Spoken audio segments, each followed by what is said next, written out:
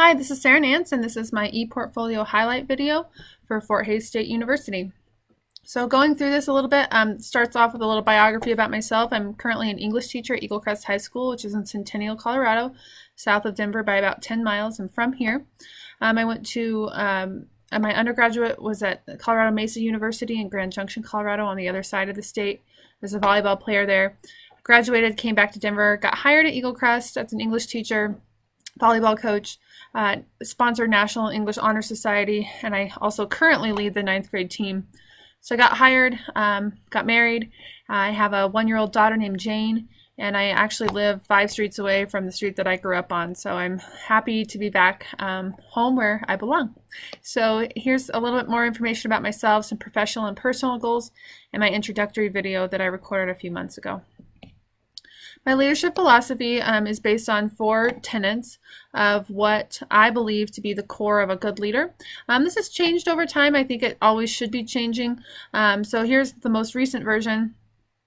And part of my I guess my tenets to being a good leader are being goal-oriented and results-driven. However, I did skip over what I think is perhaps the most important, which is being authentic, open, honest, vulnerable. I think that really builds a lot of trust. And that's both with parents, students, community members. At my current school, that's just not the case. And there's a lot of distress. There's poor morale at the school often because our leader just seems so cold, so closed off, very robotic. And I really don't want to be like that. If she knew how I felt in those moments when I interact with her, I'd hope she'd want something different. And I think that that's what's shown me what I want to be differently as a leader. So back to goal-oriented and results-driven. Although I'm an English teacher, I'm very much goal-oriented, and I like numbers, I like results, I like working towards a specific number or goal or benchmark that's very concrete. I value collaboration and also finding leadership skills in other people to help delegate and contribute to this decision-making process at a school.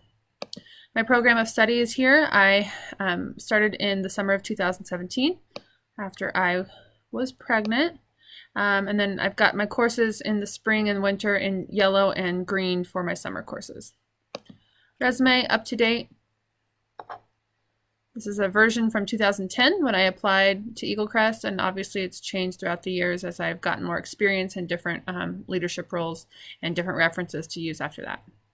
My annotated bibliography, I really like the flexibility of this assignment, being able to pursue articles scholarly reviewed or from the free web, from credible sources about topics that I'm interested in. Some of those are ePortfolios. Equity, being that Eagle Crest is a very diverse school, that's always at the front of my mind and sometimes the back of my mind when making decisions, both as an instructional, from a teacher side, from the instructional side, but also moving forward as a leader.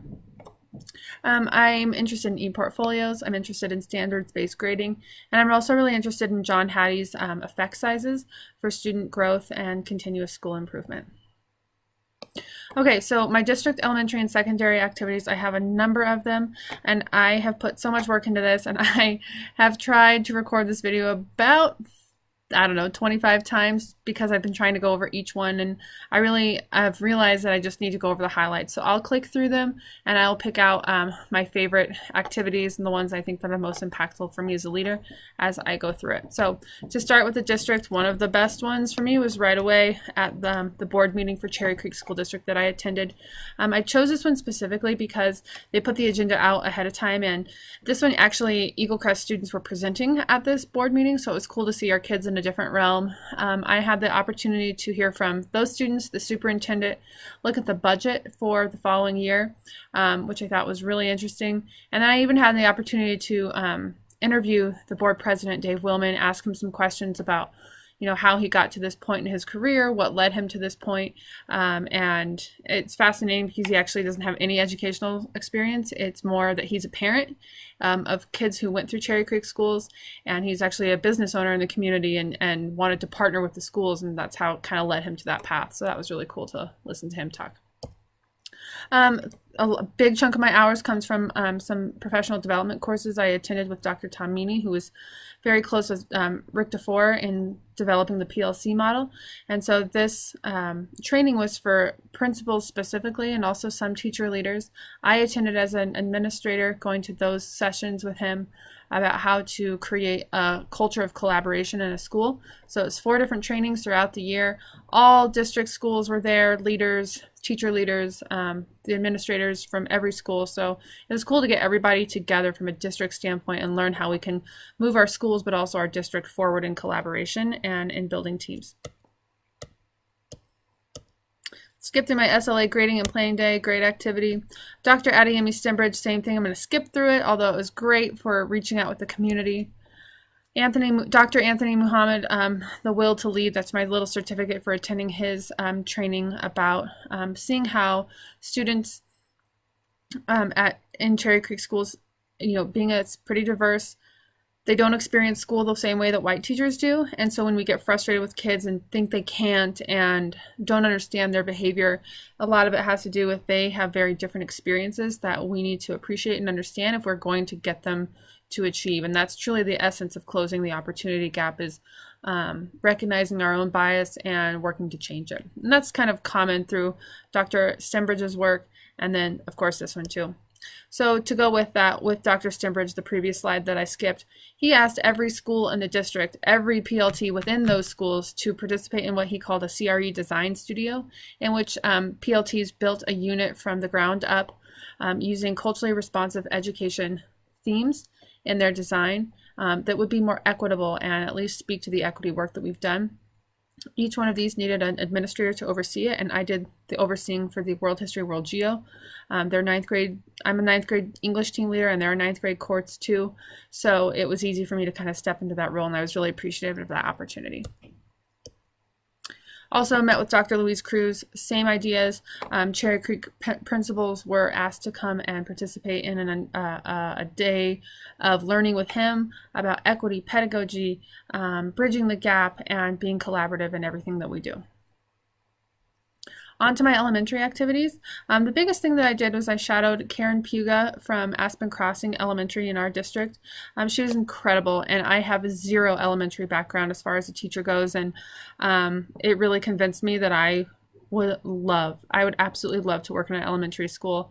It was a smaller setting, and even going back to where I went to my undergrad at Mesa, I really like small settings, and my school right now has 3,100 students in it and 300 staff members, and it gets to be so big and compartmentalized, and I love the elementary that I went to, and she was great as a leader to show me what it was like. So one of the biggest things that Karen did for me was show me how she communicates with her staff, and that's through a weekly email, which she talks about each day, where she's going to be, when she's going to be, where she says she's going to be if they need to reach out to her. Reminders, activities in the week, band concert, 4th grade play, reminders about, let's make sure that we're only wearing jeans on Fridays, and that, if you can be out at recess, please do it. The kids need to see your face in other contexts.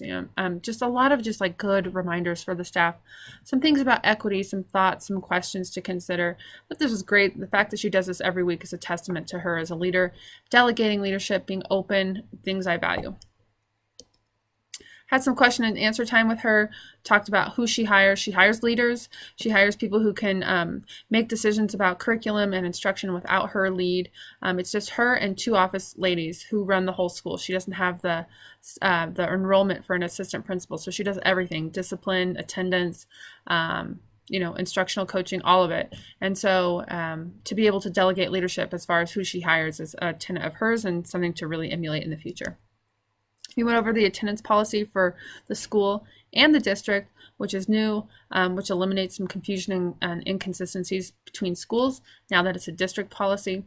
We created the book fair flyer in about 30 minutes together, putting our heads together. We had that much time to spare, and she said that whenever she has any downtime, there's always something to fill it with. So we did it to create the flyer for the book fair, going home with every kid. And then another really important thing that we did this day was a restorative conversation with multiple students, but the most impactful one was when she brought 3 third graders in. 2 of them had kicked a little boy in PE, and they all denied it when they came into Karen's office while I was sitting there. But she spun the camera around and played it for him, and it was incredible to watch these kids kind of confess and talk about what they were feeling. By the end of it, everyone was hugging, the kids were crying, but it was so wonderful. It was so positive. They just had felt frustrated with each other from some events earlier in the day. This is Gigi, one of the girls. This is her referral.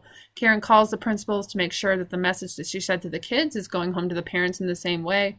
She said that's always a good practice to do it, and at the middle school as well. All right, so on to my secondary activities. This one was more lengthy because of the experience I have at the high school level. So I will fly through these.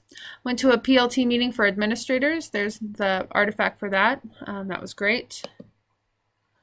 I'm going to come back to this. Our school has basically been doing an RTI model in which we identified 400 at-risk students in the freshman class of the 900 and put them in a study skills class. And should those students, a lot of them black and brown, be failing English or math, they're pulled during that time and go to a different tutoring center with peer tutors to help them work on their grades in that class. And so it's been a fabulous intervention. It comes from the Colorado Springs model, Jeremy Kozolak. So last year we went down there to visit his schools and see how it's being implemented down there before we emulate it in ours. And so this event was, this activity, I guess, was the actual visit. But then I also put together a survey for our staff thinking about how we can expand the program. I did this with my instructional coach and supervisor for my hours at FHSU. Expanded that to the whole staff and see if we will have the flexibility to expand the program, what that might look like next year. Since I'm a 9th grade teacher and team leader, I've been really involved in the study center. We call it Raptor Academy. So we're thinking about different names for students who go on to later grades who might still need those supports in place. Those are the results right here. I led a team for facilitators. I trained some facilitators at our school. I'm a facilitator for PLT, so I was training some other ones. UIP, I also did a teacher observation with my twin sister, Abby Kuhlman, who is a activities director at Arapahoe High School and a former alum of Fort Hays as well. Did a teacher observation on an art teacher. Great stuff. We both took notes on their tablets district issued, went back to Abby's office, talked about it, wrote up the official one, conferenced with the teacher informally, put it into their system for her to review for further comment and to be part of our record. Went to Laredo Middle School, did a budget meeting. Also shout out in the dean's office. We have a really intense attendance plan. These are the discipline codes. I did some log entries for some discipline. That was great. I was on a hiring committee to hire an interventionist. I also helped look at a master schedule at Arapahoe, looking at a friend of ours who also is at Arapahoe. She's in charge of the master schedule, so seeing that puzzle piece was really crazy and impactful. I'd never seen one before, so that was cool. Parent meeting, and then we did a Warrior Week. I was with Abby at Warrior Week. This is Angela, my friend who does the master schedule. I actually took my 1-year-old, my husband, walked around with her while I supervised the event with Abby and Angela, and met community members and parents and students coming together for a Warrior Week, which is like it was like a carnival to raise money for a student battling an illness, and so that's how they did some community outreach, and it was really cool. I went to this high school, so it was great to see some community members and old teachers while I was there. There's Abby and I, and then some more artifacts from this night. I also, one of the days that I was with Abby, we kind of brainstormed about how to respond to a teacher who was really upset about how one of his students on his caseload was failing a math class and couldn't be dropped. It had a lot to do with, we're taking a hard line, some ethical stuff, and she can't drop that class for these reasons. So feel free to read through those emails. Another equity professional development, and I also worked with my staff to redesign and reflect on our current detention policy that has been so functional for our school. It's been a great part of our school at Eagle Crest, but it needed some revamping and some updating, and I was part of that cadre to work on that. Went to an ad team meeting, and then finally at Laredo Middle School, I shadowed my friend Kelly, the one with the budget meeting from earlier, about standards-based grading and some instructional decisions at the middle school level that might move kids faster than other things. And so I actually recorded a video of that conversation. Welcome to watch it at a different time. That was a great meta thing to kind of engage in. And then finally, my reflection for Fort Hays. It's been wonderful. What I focused on for this reflection was really how to maintain positive relationships with students given the demands of the job, and how can you forge those with restorative conversations and in restorative ways that honor kids and help them grow as citizens in our community. And so that was one of my kind of points of contention and what I kind of tried to work through in this reflection. At the bottom, I have a long plan of study to review as well, all of my courseworks and standards that would go with it. And just wanted to say thank you for everything, and it's been quite a ride as I've been pregnant and then had a baby and a 1-year-old through this program, and it was all worth it, and I really appreciate your time and looking over it and giving me some feedback as we conference here in a couple of weeks. Thanks so much.